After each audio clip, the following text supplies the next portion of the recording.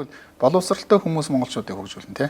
Тэгэхээр боловсралыг бол манай одоо Монгол заавал олох бас шаардлагатай биш. Гадаад байгаа хүмүүс тэнд зөндөө сайхан боловсралыг олчиж байна. А тэр дээр нэмэх нь яг тэр хүмүүсээ боловсрлоо Монгол улс орондоо зориулах хүн болгох тэр хагассан бүтэн сайн нэг 4 цагийг л тэр хүүхдүүдэд хийж өгөх юм бол Америкт байхдаа нэлээд сайн ажиллаад монголчуудаа бас яг одоо тийм ажлыг би зохион байгуулж байгааг хараад ирсэн л та. Би хичээсэн. Хичээл заагаад. Яг л одоо тэнд байгаа хүмүүс намайг дэмжсэн. Тэгээ би хагас санд бүтэн санд тэгээ 40 өдрүүдээр дандаа одоо бүдийн хичээлүүд төгөлж ирсэн. Тэд нар Монгол ам нарын зохиосон дандаа сургаалын чанартай зүйлсүүд. Манай Төв номын сан гэтэл бол маш гоё номтой тий. Жалзээ Тэмбэн Ганжуур гэдэг гоё ганжуурээд 9 эрдний одоо Данжуур ганжуурыг гэсэн богдын одоо Зиспарын маш гоё том номууд энэ төр гэдэг. Ингээд их гоё номууд бол хэвлсэн. Тэгэхээр бид нар энэ уламжлалаан бол илүү одоо сэргээд номыг хүнддэг, номонд одоо бишрэхтэй ийм уламжлалаа бол илүү их сэргээх хэрэгтэй юм а гэж ингэж боддгийн. Тэгээ хэлмэгдүүлэлтээр бид нар бол номд хандах уламжлал соёлоо алдчихсан юм уу гэж ингэ боддгийн. Тэгээ энэ талаар бид нар алдагдлалд орсон уу тий? Энэ дунд хэсгийн хэлмэгдүүлэлт чинь бидний ном соёлд яаж нөлөөлсөн юм бэ? Тэр талаар таны бодол юу байдаг вэ? Манай одоо ингээ ялангуяа бурхан шишний холбогдолтой тэр одоо дээр үеийн төв санскрит хэлнээс орчуулагчсан томоохон бүтээлүүд маш их одоо соёлынхаа өвийг тийм ээ бид нэр алдсан л та. Устж алуу болсон, гадагшаа гарсан одоо дэлхийн олон номын санд бас манай соёлын өв одоо манай гоё ном зохиолуудын дээжүүд тийм ээ их хувь нь одоо энэ тэнд байна шүү дээ тийм. Тэгээ манад өөртөө авч үлдэж чадаагүй. За эсвэл бүр ингээд шатаагаад тусдаад ингээд алга болцсон. Маш их зүйл байгаа. Тэр үнэхээр одоо тэрийг нөхөх ямар ч боломжгүй тун харамсалтай. Гэхдээ бол яг бид нэр одоо өнгөрсөн тэр хугацаанд бас нөгөө талаас нь сайн талаас нь харах юм бол их олон гадны ном соёл тийм ээ одоо орчуулгын тэгээ шинээр одоо их олон зохиолч төрсөн тэр шинэ үеийн одоо уран зохиол ном бүтээлүүд цаг цагийнхаа одоо юу тийм дээ тухайн цаг үедээ л одоо тодорхой хэмжээнд хөгжсөн. Гэхдээ бол сүүлийн 30 жил шиг бол байгаагүй. Тэр хэлмэгдүүлэлтийн үед бол бид нар маш их юм алдсан ч гэсэн дараа нь харьцангуй би бол тийм нэг бүр ингээд нэг онгорхой цай үлдээл баах одоо хоосон цаг үе байгаагүй гэж боддتي. Сэргээсэн тодорхой хэмжээгээр бол бодлогоор одоо социализмын үед чинь нэг сайхан юм нь бол улсаас одоо бодлогоор ном соёлыг маш их дэмжиж, маш олон ном зохиолуудыг гаргаж, зохиолгож, бичүүлж, тэр зохиолчдын эвлэл гэдэг том байгууллагч маш олон зохиолчийг бойжуулж, өсгөж тэд нар одоо өөрснийхөө түүх соёл тийм ээ тухайн цаг үедээ тохирсон зохиолуудыг бүтээлгэж исэн. Тэрийг урамшуулж, хөхүүлж, хөгжүүлж, сургаж, боловсруулж, гадна дотор нь явуулж, судлуулж исэн байхгүй. Тэгээ зах зээлд шилжсэний дараагаар бол тэр бүх процесс алдагдаад ингээд тэр олон гоё зохиолч чинь нэг хэсэг бол айгүй сэтгэлээр унсан тийм. Нөгөө төрөөс гоё дэмждэг, тэр зохиол номыг авдаг, тэрийг улс авч хэвлэж олон нийтэд хүргэдэг. Тийм ажил бол ингээд үндсэндээ зогссон ш нь гэсэн. Тэрнээс өмнөх одоо тийм 50-аас 90 хонд бол тэр зохиолчтой бол одоо хамгийн сод бүтээлүүд гарсан. Бид нэр тэрийг одоо ч гэсэн тийм гоё бүтээлүүд гараагүй, уншаад байж штэ одоо. Тэгээд сүүлийн жилүүдэд бол яг нөгөө хүмүүс чөлөөтэй юу ч одоо тэр үе ч бас хяндаг тийм ээ редакторлдаг тэр одоо ямар гоё уран яруу хэлжсэн тэр өмнөх одоо бид нар монгол хэлнийхаа тэр гоё цэцэн цэлмэг байдал яруу энэ бичлэлтийг бол айгүй сайн гэж хөгжүүлсэн болов гэж би боддгийг. Одоо сүүлийн үед бол бид нар ч их цөөхөн үгээр яриад ном дэвтэр маань их амархан хялбар болоод харьцангуй одоо ингээд аваад үтсэх юм бол сайн зохиолчд байна л да одоо их гоё бичдэг бас их юм уушид судалсан өмнөх түүхээ сайн мэддэг монгол хэлээ гаргууд эзэмшсэн сайн зохиолч нар их байна. Ер нь ихэвчлэн бол одоо ингээд өдөр тутам ингээд залуучдын авч байгаа ном сэтгүүлийг харахад бол их цөөхүүгээр хингийн түвшинд тийм ээ ойлгоход хялбар ийм хэлбэрт шилжчихсэн л те. Багтаа уншижсэн нэг гоё шүлгэнээс нэг дөрөв яг айгаа гоё сэтгэл дотор байж идэг тийм шүлэг байна. Үгүй би одоо шүлэг ястаа уншдгүй штэ. Манай аав уран шигчээсэн. Тэг би одоо надад ганц заяагаагүй авьяасан тэр одоо уран яруу унших тийм юу. Тэгээд хичээд идэв штэ. Миний ээж багш хүн байсан. Тэгээ бас тэр гоё шүлэг уншдаг байсан ээж. Та харин дөрөв мурт гоё ш. Тэгээд ээж хаажууд ингээ сонсож явахдаа чийдэлчдэг байсан байхгүй. Тэгээд нэг өдөр гэрэл унтарчсан. Тэгээд ээжээ би харангууд харж ийн гэд. Удлаа ирээд байж. Тэгвэл унш гэнгүүт нөгөө чийдэлсэн юм чи уншихгүй юу? Тэгээд ээж минь шалж ирсэн. Чи зүгээр намайг уншиж явах чийдэлсэн байж таа гэд. Ямар мундаг Тий. юм. Нэг тэгж янз бүрийн шүлгүүд их уншдаг байсан. Бодолтой тэр дайны талбарт борооны туслах газарт ч уналгүй шивэлсэн жадны үзүүрт бутарч шинэлийн хормод хатж байсан юм. Өвс нөгөө өлмий дороос өндийг завгүй хаврын цэцэг зуур хатаж халуун нар шуу бутсан юм билээ. Тэгээд их цагаан боогд гэдэг их гоё шүлэг номуудыг уншдаг байсан. Тэгээд тэр бүр нэг ээж аав минь хэлжээс үгнээс сонсч ихэнд хоногчсон байдаг тий. Тэгээд ер нь ном бол одоо мэдлэгийн одоо ундраг гэдэг гэж боддог. Тэгээд түүнийг бол ном бол өөрөө хүнийг өөрчлөх маш их хүч бий. Бүр нийгмийг ч өөрчлөх хүч байгаа. Зөвхөн нэг ном гэтэл жишээлх юм бол нөгөө Достоевскийн Гим зэм гэдэг одоо ном романаас үүдэл тэгээд криминалистикийн одоо цоош арга барилыг баруун тэрэгжүүлсэн гişэтэй тийм гим хийсэн хүний тэр үйлдэлээс нь биш тэр хүний сэтгэл зүй нь одоо ямар хандлагатай байсан юм бэ гэдгээс нь тэр хүнийг одоо зөв буруу гэдэг шийдэн гихчээтэй ингэж яриг үзэх дотор бас нэг зөв монгол хонгийн хөтөлбөр байгааг би уншиж байсан. Хүүхдүүдэд нийгэмд эмэгтэйчүүдэд гой зөв хандлагыг өгөх. Тэр гой хүмүүжилд нөлөөлөйгээд тэгээд эмэгтэйчүүдэд ч юм уу гэр бүлд бас ном яаж нөлөөлөх вэ? Нөлөөллийг яаж одоо бий болохыг оролдсон бэ? Зөв монгол хүн гэдэг хөтөлбөрийг бид нэр боловсруулаад 5 жил болж байна л да одоо. Тэг яагаад анх ийм сэтэл төрсөн юм бэ? Яагаад зөв монгол хүн гэхээр яг хөө ингээд нөгөө нийгмийн робсга байдал тэгэл одоо энэ залуучуудын хараад би нэг тийм бид нар одоо би ч биш одоо ингээд манай компанийнхаа ингээд харж байхад тэг эмзэглэмээр юмнууд их тэгэл болсон л да. Тэгээд сошиал ертөнцийн ч бас их хөгжүүл хүмүүс бас их захимд донтож эхэлсэн үе байсан. Тэгээд бид нар одоо хамгийн эмзэглэж ирсэн юм бол энэ түүх соёлоо мартаж байна тийм. Бид нар уламжлалаа мартаж байна. Бид нар одоо энэ уламж шашнаар дамжаад ямар их одоо биднэрт гоё хүмүүжил байсан юм бэ. Тэгээд энэ бүхнийг ингээд далсраад бид нар энэ шашингуу тэгээд одоо ингээд хүмүүжил уламжлал ингээд дамжаад ирсэн юмнуудаа бид нар мартаад эхлэхээр монгол хүн чинь цаашдаа яг монголоороо үлдэж чадах уу? Тэгээ бид нар бас одоо гадны хөгжлийг шүтээд гадныхныг дагаад монгол хүн айгуу хэвдрээд ямар болох вэ гэж би их санаа зовдөг байхгүй. Тэгээд бид нар энэ ерөөсөө л одоо энэ монгол хэлээ сайн эзэмших түүх соёлоо мэддэг баг. Биднэрт энэ өв соёл уламжлал зан заншилт чинь асар том боловсрол биднүүсийн ингээ хайгаад энэ дэнтхийн боловсролын системийг оруулж ирээд сууршуулах гад аагаада биш биднэрт байсан уламжлал байгаа юм чинь асар том философи явж исэн юм чинь ингээд орхигдсон мартцсан. Бид нар тэрийгэ төвлөршүүлээд яагаад Монгол боловсролын системийг боловсруулж болохгүй юм? Монгол хүний онцлог таарсан түүх соёл уламжлалтад дулуурсан. Биднүүсийн эртний сургаал агуу гайхамшигтай мэрэгэн ухаантай маш их сурах хүчиг байна тийм ээ. Энэ эднүсийг яагаад ашиглаад бид нэр ийм боловсруулж болдгоо юм. За ингэдүү махад нийгмийн хариуцлагынхаа үүднээс миний чадах юм юу вэ гэж бодно түн тий. Би одоо яаж нийтийн сайн сайхны төлөө нийгэмд одоо бас нэг хэвлэх үйлдвэр, хэвлийн салбарт ажиллаж байна олон хүнтэй харьцаж байгаа хувьд ямар хувь нэмрээ оруулж болох вэ гэдэг юм бодсон. Тэгээ бид нэр ийм зөв монгол хүн гэдэг хөтөлбөр боловсруулъя.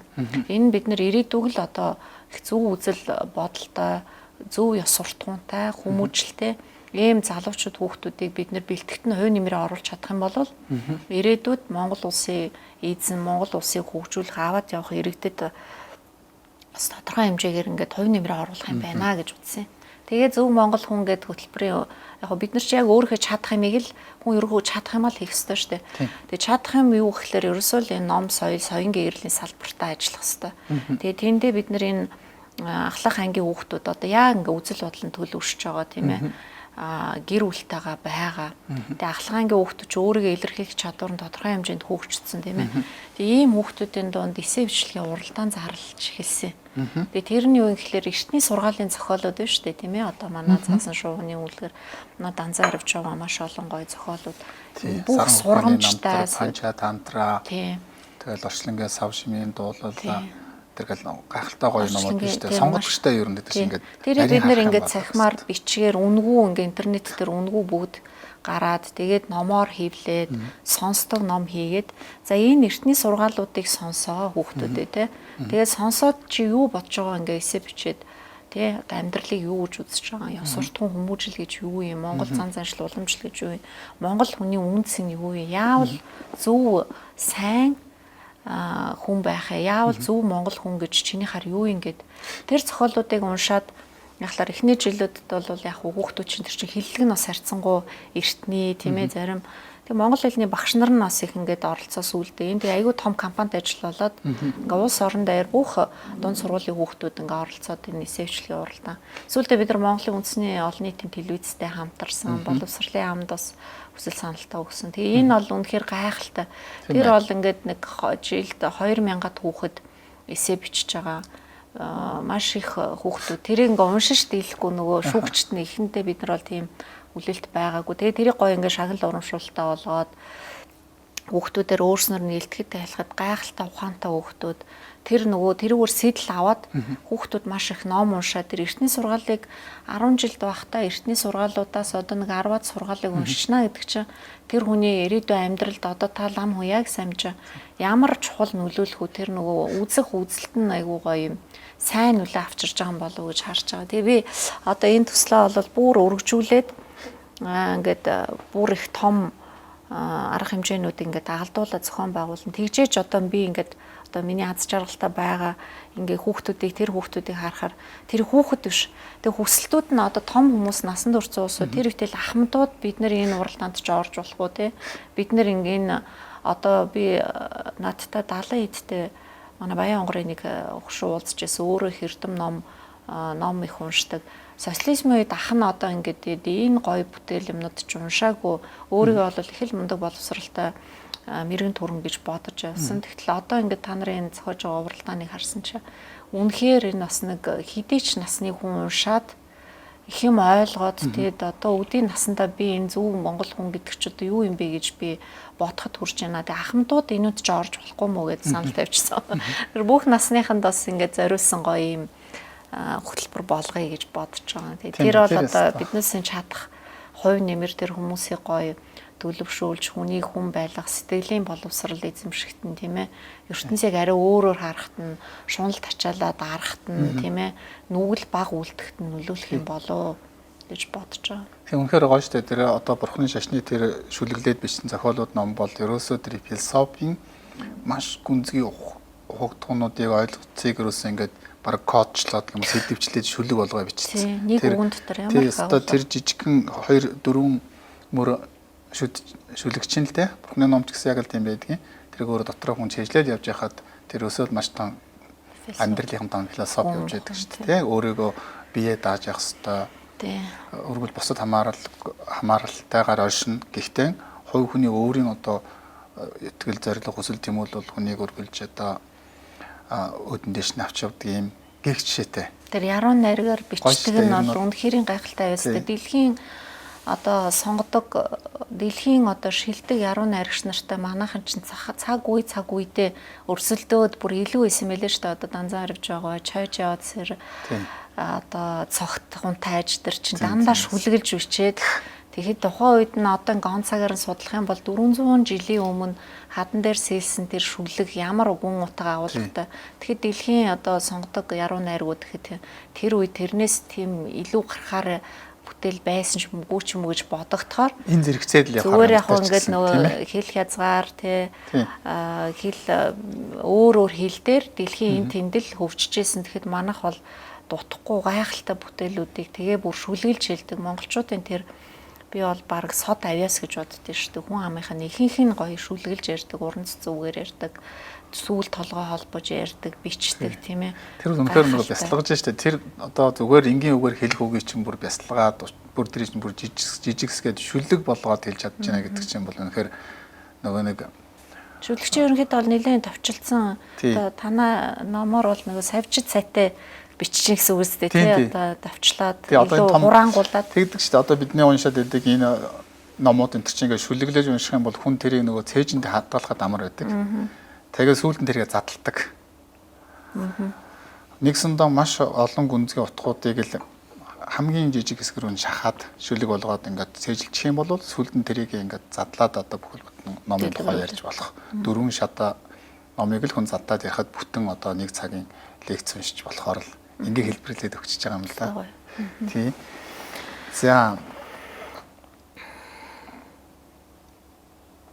Бурхан багшийн дүүчин өдрийг бол олон нийтийн амралтын өдөр болгосон тийм. Бурхан багшийн дүүчин өдрийг яг танаа гэр бүл яаж өнгөрөөдөг вэ? Өстой гоё асуулт байна. Нэг өдөр ч гэсэн буяа гэж одоо хүмүүс манай энэ өдрийг бас амралтын өдөр болгоснороо Монголд хүмүүс маань бүгд энэ өдрийг мэддэг болсон. Хоёрдугаарт ямар нэгэн байдлаар тэмдэглэдэг тийм ээ, нэг гоё баярт гэгээ өдөр тий.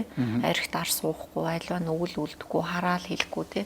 Яг л тэр жишгээр бид нар бас их гоё тэр өдрийг их ач холбогдол өгч тэмдэглэж өнгөрөөдөг л дөө. Тэгээд ганцхан өөрснөө тэгж гоё тэмдэглэхгүй бас найз нөхөд хамаатнасаа ах トゥ дүүнэртэй ингээ бүр зориуд уцтаж урд өдөр нь бэлдүүлээд тий.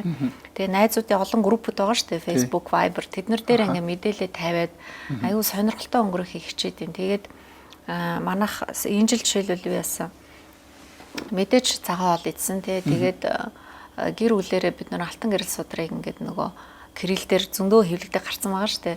Тэрийг ингээд нөгөө хувааж аваад гэр бүлэрээ хамт уншаад тэгээд онлайнаар нэг найзынхаа гэр бүлтэй хамт ингээд гоё ном яриад одоо уламж шашныхаа тухай тий үзэл бодол үлийн өөр хүүхдүүдтэй бид нар нөгөө манай тэр найзынхаас 3 хүүхдтэй манайх 3 хүүхдтэй тэгээ бүгдөө ингээд нөгөө спикер дээр тавьж агаад хүүхдүүдээр энэ үйл гэж юу юм тийм ээ одоо үлийн өөр гэж юу юм тэгээд яавал зөв амьдрахын гоо ярилцсан. Тэгээд бас нэг зүйл нь бид нөр орой нөгөө бас одоо ингээд талигаачулсан аав ээж ах одоо ах дүү нартай зориулаад бас майн хөгжүүлсэн. Тэгээд энэ өдрийг юм цэвэр буйны өдөр болох гэдэг. Тэгээд сайхан ном зохиол уншаад тэгэхээр одоо айгүй гоё юм сэтгэл үлддэм байлээ. Тэгээд хүн ч одоо ингээд 360 хоног их л олон хоног жил тойроод байгаа юм шиг мөртлөө. Ганцхан өдрийг тэгж их буйнд шамдаж яг одоо ингээд буйны зан үйл хийх чинь тэр дараа нь баг олон хоног бодогдоо тэр нь аягүй нөлөөлсөн байт юм байна. Тэгэхээр бид нэр яагаад тийм өдрийг олон тэмдэглэж болтгүй л гэж бодогдохоор байгаа шүү. Тэр нь бол бид нар тэр рефреш хийж дээ тий. Апдейт болж штэ. Ер нь бол нэг сайхан манай хувьд бол баярын өдөр их гоё тэгээд тэгэж өнгөрөөгөө тэг бусад олон хүмүүсийг тгийсэ гэж бодож байгаа. Тэр чинь тэгээд дагаад их олон ач холбогдол ганц хот ингээ хүмүүс яг туйлшраад нэг шашны өдөр тэмдэглээд байгаа юм шиг тий. Чи өөртөө айгүй гоё цаг зарж гин, буяа хийж гин, сэтгэлээ гоё ариусгаж гэгэрүүлж гин тийм ээ. Одоо хүн болгон бясалгал хийж чадахгүй шүү дээ. Тэгэхдээ дандаа өөдрөх юм бодоод өнөөдөр хараал хэлэхгүй шүү гэд өглөө бид нар кодлж хорчоо өдөржингөө ингээ анзаарж байгаа байхгүй юу? Би одоо хүнтэй муудаж гин үү? Хараал хэлж гин үү? Эсвэл одоо нэгээс бус юм хийгээд байна уу? Бодож гин үү? Тэ одоо сэтгэлтэйгээ тодорхой хэмжээнд ажиллаж байгаа юм л да. Тэгээ анзаарангууд чинь манай хүүхдүүд нөө цаасан дээр бичээд хүн хүний нэрээр одоо хараал хэлэх, уурлах эсвэл муу юм бодох гэх тэмдэглэхээр чинь хүн яг бодтiin билээ. За одоо би өнөөдөр яалаа гэд. Ийм л их ач холбогдолтой өдрийг албан ёсоор бас амралтын өдөр болгосоо одоо төр засагтаа баярлахаас өөр аргагүй. Тэгээ энийг бас санаачилсан энэ төрийн бас байгууллагууд одоо гандан тэгчлэн хийд бас чавцсан дамт хөвв тийм ээ. Маш их ач холбогдолтой оролцсон олон иргэд байгаа. Тэгээд улс төрчид байгаа. Би тэднэрт бүгдэнд нь бас талархалтай л хандтай. Тэгээд дэлхийд хүртэл тэмдэглэгчтэй нөөбөд бол Висак Дэй гэдэг зуны ихэнх сарын одоо 15 5 сард одоо бүр нэгдсэн хуралдааны тахимдаа маш гоё баярын одоо хурал хийдэг. Тэгээ тэн дээр олон одоо орны буддист хүмүүс үг хэлдэг. Ерөнхий наримчиг өрсөлөө өөрөө гоё үг хэлдэг шүү дээ тий. Дэлхийн одоо бүхэл буддист хүмүүс буддист гэхгүй ерөөсөн тий. Нэг тайван нэг хүсдэг хүн бүхэн одоо баярынхаа хүрдэ. Би бас хэд хэд удаа оролцож байсан. Франц хэд 1 сая буддисттэй гэж. Орос 2 сая буддист хүмүүс байгаа гэдэг үг хэлж хэлсэн шүү дээ. Оросод их олширч байгаа шүү. Олон болсон байна тий. За нэг юм үг байдгийн зөв хүнтэйгээ уулзах юм бол зөв одоо учрал холбоос нь тогтох юм бол зүгээр худгийн ус ч гэсэн уулын оройд хүрдэг юм гэж. Тэр ус худаг байх ус гэдэг бол өөрөө урсаад байлгаж ямар бол уулын оройд тэр ус ч юм уу доошоо урсч яадаг жамтай тийм уулын оройд хүрнэ гэж байхгүй. Зөв учирлан тохиолдох юм бол бүр өндөр уулын оройд ч гарах байдаг гэж. Бас нэг сургаал дотор байдаг үг л дээ. Гэхдээ зэрэг хүн бас ижлэх юм. Энэ бол дандаа хүнд хэлж байгаа юм л тэр хүн өөрөө их зөв хүнтэйгээ уулзаж бас зөв холбоос харилцаагаа тогтоож чадах юм бол гайхамшигтай амжилт хүрнэ гэсэн утгатай үг юм аа гэж ойлгодгийг. Тэгэхээр таны уулзж байсан хүмүүсээс үнэхээр одоо хамгийн ухаантай сэтгэл төрж исэн үлдсэн хүн хэн байв? Тийм. Гэхдээ маш олон хүн би ингэж өөрөө ч бас бодтой. Ер нь миний хамгийн одоо идеал гэх юм уу да одоо миний шүтэж биширдэг үнэхээр миний амьдралд хамгийн их нөлөөтэй хүмүүс бол миний аав байсан л да. Манай аав бол одоо дөнгөж 56 наснда бурхан болсон. Тэгэхдээ миний амьдралд нөлөөлөл надтай ингээд нөгөө яг найз шиг харьцаж чаддаг, аав шиг байж чаддаг, багш шиг байж чаддаг тийм ээ. Одоо аюу сайн менежер шиг байж чаддаг, босс байж чаддаг. Тэгээд гайхалтай тийм хүн байсан. Тэгээ миний амьдралын үзэл бодол одоо миний энэ тэмүүлэл мөрөөдөл тийм ээ одоо ингээд бүх юмд бол одоо тэр хүний нөлөө асар их. Тэгээд би өөрийгөө бас их буйнтай юм байна гэж бодоод идэв шүү дээ. Аав ээж юм нас буйн бай. Их дандаа сайн сайхан хүмүүстэй уулзч ингээ хамт ажиллах тохиолдолд дандаа ийм сайн хүмүүстэй уулзч гэсэн. Тэгээ нөө сайныг дагуул сарныг эрэл гэж би одоо хүмүүст бас хэлэх дуртай. Хүн ер нь өөрөөсөө илүү хүнтэй нөхөрлөж найзарч тэр хүнээс өөрийнхөө дутуу талыг мэдэрч тийм ээ өөрөө одоо тэр хүний хүлийн зөвшөөрч сураад тэгээд ингээд аюу сайн явд юм байна. Өөрөөсөө муу хүнтэй, өөрөөсөө доор хүнтэй нийлэх юм бол одоо өөрийгөө илүү дүүйл гэж боддог ч юм уу тийм ээ. Тэр хүнээс одоо ямар ч өгөөжгүй сурахгүй муу юм руу. Тэгээд ер нь бол ингээд гэр бүл ч гэсэн тийм шүү дээ ингээд сайн муу хоёр нийлэхэд хоёр хүн нийлэхэд аль хүчтэй характертай тэрлүүг нөгөөдгөө тацаараад адилхан болчдөг тий. Ямар сайн хүн байсан бэ? Одоо ингээд энэ хоёр суугаад ийм болчих гэдэг юм уу? Харин эсэргээрээ одоо жоохон хүмүүжил муутай хүн их сайн хүнтэй зарчимтай хүнлээ суулгах гэхэд тэр сайныгаа дагаад хөгчүүд нөгөө хүн шал өөр болсон. Энэ ийм байгаагүй их өөрчлөгдсөн байна гэдэг юм амьдрал дээр зөндөө тохиолддог шүү дээ. Бодмирын зэрэг дотор уучлаарай. Бодмирын зэрэг дотор байдаг гэж байдیں۔ Хүн нөхрөө сонгоход бол өөрөөсөө дээшийг шүтэх юм бол дээшээ болно гэж, тэнцүү шүтэх юм бол тэнцүү байна, доошоо шүтэх юм шүтнэ гэдэг нь нөхөрлүүлэх гэсэн үг л дээ. Доошоо байна гэж хэлдэг. За одоогийн ухаарч гэсэн тэгдэг штэ. Чи тэр анги дотроо юм уу хамт олон дотроо чи түүний яг нэгдүгээр зогсож байгаа бол чи буруу газар байна гэж. Тэгэхээр дахиад өөр одоо юу орчноо өөрчлөх хэрэгтэй юм а гэж. Тэ? Дахиад өөрийгөө бүр илүү хүмүүс дотроо яваачих хэрэгтэй гэж. Тэгж хэлдэг. За би бас нэг асуулт асууя. Дэлхийн гой сонгодог шедеврүүдээс ямар номуудыг орчуулсан бэ? Орчуулгадаад одоо энэ танаа дэлгүүр тавигдж байна вэ? Бид нар нөгөө гадаадын уран зохиолуудын шилдэг 30 романыг орчуулсан байна одоо Достоевский тий одоо тэр Маргарет Митчелл маш олон одоо Стефен Цвейг, Памук тий урд нь бол орчуулагдчихлээсэн л да тодорхой хэмжээнд орос хэлнээс. Тэгээ одоо сая сүүлийн дэлхийн шилдэг сонгодог 30 зохиолыг бол бид нар зарим нь англи хэлнээс, зарим нь одоо франц хэлнээс, зарим нь орос хэлнээс ингээ янз бүрийн зарим нь хятад хэлнээс ингээ орчуулад гарч байгаа.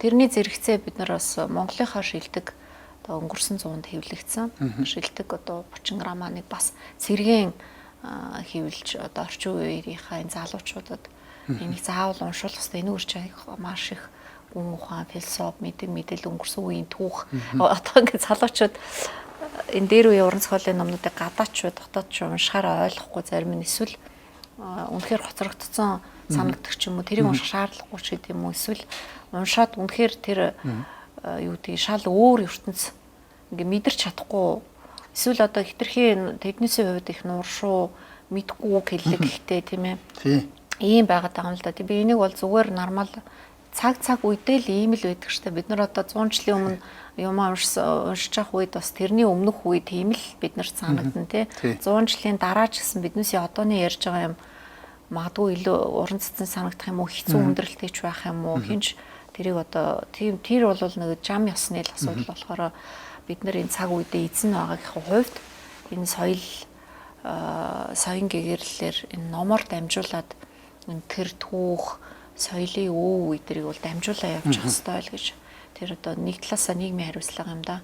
Нөгөө талаасаа бизнесийн байгууллага учраас тодорхой хэмжээнд бас энэ үйл ажиллагааныхаа зарлалыг олохын тулд бол тодорхой хэмжээний ашигын төлөө үйл ажиллагаа бол байгаа. Тий. Ер нь бол тэр дэлхийн гоё шилдэг номуудыг тэгээд Монголынхаа одоо 30 шилдэг номуудыг манай залуучууд бол унших хэрэгтэй тий. Тэр ном чинь хүнийг өөр гайхалтай өөрчилдөг штэ. Бурхан ном дотор бас нэг гардаг нэг алтыг төмрийг алт мэт уруулдаг иер мэт гэж. Тэгээ иер гэдэг бол одоо түрхээд тэгээд төмрийг бол алт уруултаа адилхан. Нэг алхимич гэдэг нэг ном байдаг юм тий. Пауло Коэльо гэдэг хүний. Тэгээ тэр бол нэг зүгээр нэг юм хончин залуу тий. Сандиаго чилөө тэгэл явж байгаа л ингээл эхлээд бол өөрөө маш их хөрөнгө мөнгө ашиг одоо амжилтанд хүрэх гэж явсан. Гэхдээ бол тэр өөрөө ингээд явсаар хагаад Египт центрээр дамжиж яваад тэгээ сүүлдээ бол өөрийгөө олсон. Тэгээ ер нь бол эцэстээ хүн өөрийгөө олно гэдэг л хамгийн чухал зүйл юм байна. Ямар ч их эд хөрөнгө алдар нэр олохоос илүүтэйгээр өөрийнхөө төр дотоод мөн чанараа таньж мэднэ гэснээрээ бол явуултын одоо маш их хэмээг оллоо гэж хэлдэг шүү дээ. Одоо наад төрлийн номнууд ч одоо модонд орсон гэх юм уу? Одоо жишээл нууц гэл номыг ч одоо янз бүрийн хэлбэрээр зараал энэ тий. Тэгэл энэ нөгөө сэтгэлтэйгээ ажиллах тухайн номнууд тэр болгон байдгүйсэн байна л да. Тэгэхэд бид нарт нөгөө будын шашинд байсан, биднүүсийн уламжлалт байсан. Манай ээж аав өвөө эмээ, элэнц өвөө эмээнэр ингээл аман зохиолоор амнаас амаар дамжаа зүүр цэцүү үгээр ингээ биднэрт явж исэн. Тэр үзлийг чинь л одоо ингээд гадаадын зохиолч чинь ингээ бичиж байгаа байхгүй юу? Хүн ер нь одоо ингээ сайн юм бодвол сайн бодоод сайн юм өрөөгөл өвөө сайн явах юм байна. Муу ёрлол муу юм яриад муу үйлдэл хийгээл ах юм бол хувь зайч муудах юм байна гэдэг л одоо үндсэн санааг л янз бүрээр биччихэ штэ. Тэгээ энэ одоо нөгөө дэлхийд даяараа ийм төрлийн номнууд бол маш их хүмүүсийн сонирхлыг татчаа. Тэгээ энийг ингээд орчуулад Монгол дээр ингээ гаргаад ирэхээр ерөөсөө юу вэ гэж биднэрт байсан юм штэ тий. Бид нар одоо харин хүний юм шүтээд өөр хэмээ хайчааг үгээд байгаа тал адил. Тэгээ тэрийг бол харин ч бүр бахархмаар бид нар одоо үнэхээр тэр түүхэн зохиолууд манай одоо энэ мундаг зохиолчтой хэлж ийсэн бид нар амнаас ам дамжаа явж ийсэн аман зохиол тэр үедэл уртын дуу ямар философитой уртын дууны хоёрхан мөр дотор бүтэн том сургаал явж байдаг тий. Тэгээ энэ үзлийг чинь л энэ дэлгэрүүлээл кино хийгээл одоо ингээл нэг одоо Холливуудын кинонууд дотор ч гэсэн биднүүсийн мэддэг биднүүсийн монгол хүний сэтгэлд байдаг үзлийг л ингээд аюу гой дэлгэрүүлээл фантазлал гоё болоод ингээ гаргаж байгаа ид шидч юм шиг тийм ээ. Тэр ингээл зэрэгэлдээ ертөнцийн тухайч байд юм уу хүний одоо танин мэдгүй хүний дотор бодол тий. Тэгэл таамд яваачин энэ бүх юм чи ингээд гаргаад ирэхээр биднэрт бол ерөөсөө шин санагдахгүй байгаа. Зүгээр биднэрт тэрийг хийх хэлбэр нь монголчууд маань одоо бас гаргаж илэрхийлж чадахгүй л байгаа болохоос биднэрт байгаа л юм. Тэг их гоё хүнд одоо гоё урам зориг мотивашн өгдөг штэ тий. Жишээлбэл Панча тантраг орчвол гоё юу хэвлж гарсан уу? Гарсан. Панча тантра дотор байдаг штэ нэг гоё нэг тариачин залуу тий хааны охинтой гэрлэхийг хүсээ тэгээ найз нь дэмжиэд тэг хизээж болшгүй зүйлийн төлөө явсаар хагаад сүүлд нь одоо цам бурхны хүү болж одоо өөрөө шувууны далавч хийднэсээд тэг хамгийн сүүлд нь үнэхээр сорилготой үед нь бол цам бурхан тусалдаг штэ. Ягаад гэвэл доод тэнгэрт нэг хүү таны одоо нэрээр бүр одоо дайнд орох гэж байна. Тэгээ энэ таны нэрийг одоо энэ доод тэгд унгаах нь. Тийм учраас та тусалангууд цам тэр хүүд хүч өгөөд тэгээд одоо бүр жинхэнэ одоо цам бүр тэнгэрийн одоо хүчийг аваад тэгээд одоо хааны бүр хамгийн хүндтэй тэр хүн боллоо гэж. Тэр бол юу хэлээд байна гэхээр яг үлгэр хэдий боловч хүн өөртөө итгэж зорж чадах юм бол одоо чамд тий тэнгэрч гэсэн туслан хүнч туслан маш их хүчийг чи өөрөө ингэж авч чадах юм шүү гэдгийг өгч жишээтэй тий. Ийм их гоё зүйлсүүд энэ төр гардаг. За ингээд ерөөдөө хоёлоо одоо ярьцлагаа бол дуусах тийшээгээ хандж байна. Би нэг 21 асуулт бэлддэг. За. Тэгээ одоо бид нар 20 асуулт дээр 20 асуулт байсан байж. Одоо ганцхан асуулт. Тэгээд дуслаа гэсэн үг. За. Далаа багш маань одоо энэ онныхоо мэдлэгэн дээр хэлсэн. Хэрэв утга учиртай амьдрахыг хүсвэл ирж буй шинэ ном бол үүнийг эхлүүлэх бол хамгийн тохиромжтой цаг хугацаа юм аа гэт. Ингээд одоо яг цаг хугацаа өөрчлөгдснөөрөө бол бид яг үгээр бид нар шинээр өөрсдийнхөө одоо зорилго руу тэмүүлэх нэг тодорхой хэмжээний урд хийгдсэн үс дээр ингээд зааг л үүсгэж байгаа болохоос өдөр хоногийн хувьд бол нэг онц ялгаа байхгүй. 31-ний орой 1-ний өглөө 2 бол ерөөсөө ялгаа байхгүй гэж ингэж хэлсэн тий. Тэгээ шинэ ондоо бол нэг гахалтай гоё юмыг бүтээе гэж бодож байгаа зүйл юу вэ?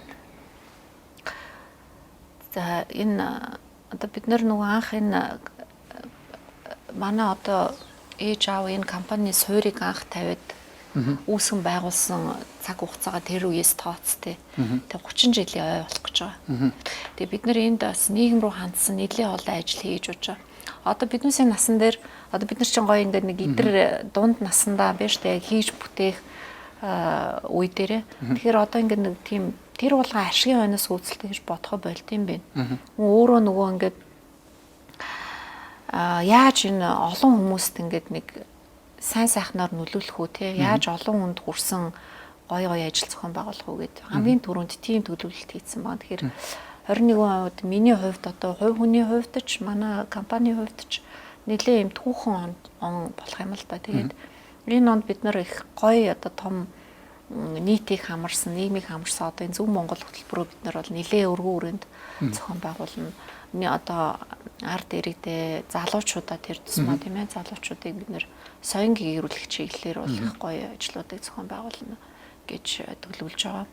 Тэгээд бид нар одоо миний бас нэг одоо нэг мөрөөдөл идэм тэрийг би одоо төлөвлөсөн ингээд зураг төслийг хийцэн тэр ажиллаа л одоо шавын 50-даа гэхдээ тэрийг одоо хэлэхгүй нууц сюрприз гинтийн бэлэг болгоно. Гэхдээ тэр бас нэг 4-5 жилийн хугацаанд хэрэгжих юм төсөл байгаа. Тэгээд тэр төслөө хэрэгжүүлнэ гэж бодож байна. За баярлалаа. Тэгээд бидний нэвтрүүлэг подкаст маань одоо энэ дээр өндөрлж байна. За дараа нэгийнх нь одоо сонирхолтой юм юу байх вэ гэсэн хэсгээр очиод өндөрлчихье. За тэгвэл хүмүүс бас одоо за тэгвэл дараа тэр гоё юм нь юу байх юм бэ? Тэрийг одоо мэдэх юмсан гэсэн үзэл хүмүүстээ үлдээд ингээд өндөрлөё гэж ингэж бодож байна. За ингээд манай өнөөдрийн дугаараар Мөнхийн өсөг группийн үүсгэн байгуулагч дипломатч Хатагтай Батмөнхийн Батцэг оролцлоо. Тэгээ бидний өнөөдрийн ярилцлага бол номдор мөргмөө номын тухай байсан. Ингээд шинэ оныхон шинэ дугаарыг сайхан номд одоо номоор эхлүүллээ. Ингээд цаашдаа бидний ярилцлага маань үргэлжлээд явна. Ингээд танд уртнаас сэрүүлэн амжилт олон сайхан зүйлийг ялангуяа тэр хүсэж байгаа мөрөөдөл чинь энэ номдоо биелэхийг бол хүсэн өрөөё.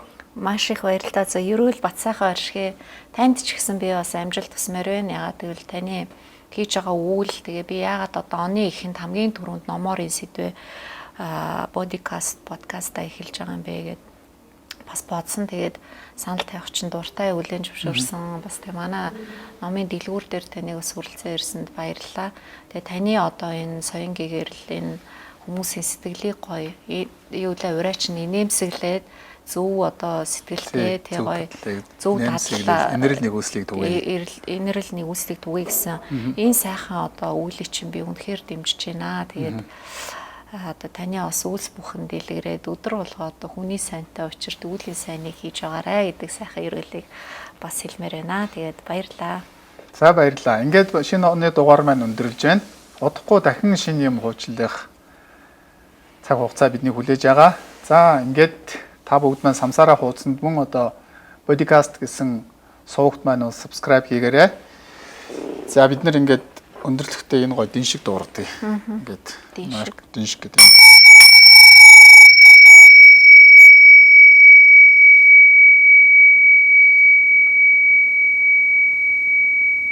Гоё дуурч аваад.